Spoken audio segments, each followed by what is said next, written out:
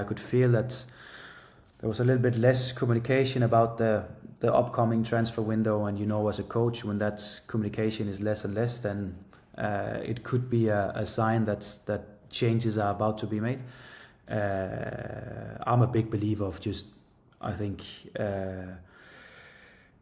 difficult times are probably the ones you need to be able to build something that is consistent and sustainable. I come from a club where in the difficult times you sit down together and you find a solution to the problems that you have, and you really stick together, and you make sure that going forward you have turned every stone, and you have shared every idea, and you probably work even harder, but you sit together and you make sure that you are a lot with the responsibility and not only one or two.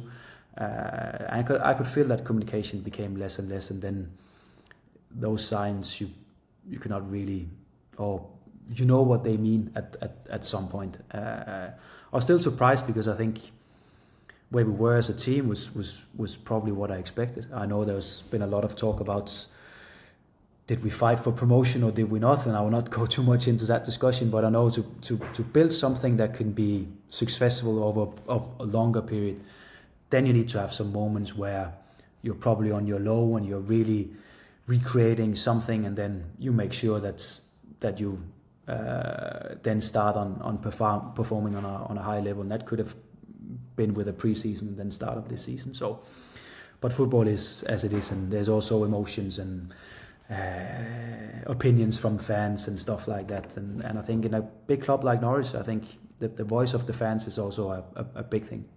What was the reasoning you were given for being dismissed? I think it was the recent form. I think it was looking at the recent, or the last 5, 6, 7 games that we've played, where obviously the performance was not top, and I also have to be honest and say we are far away from what I expected in terms of our level. So it's not like I cannot understand it. It's just there's different ways of working together in a moment like that, and of course some clubs they take the decision to find a new coach, and that's more than fair. It's always up to the owners and the board and the directors, and then some clubs they take the decision to stick together and make sure that you survive that tough period, and then on the backside of that you can start to succeed again.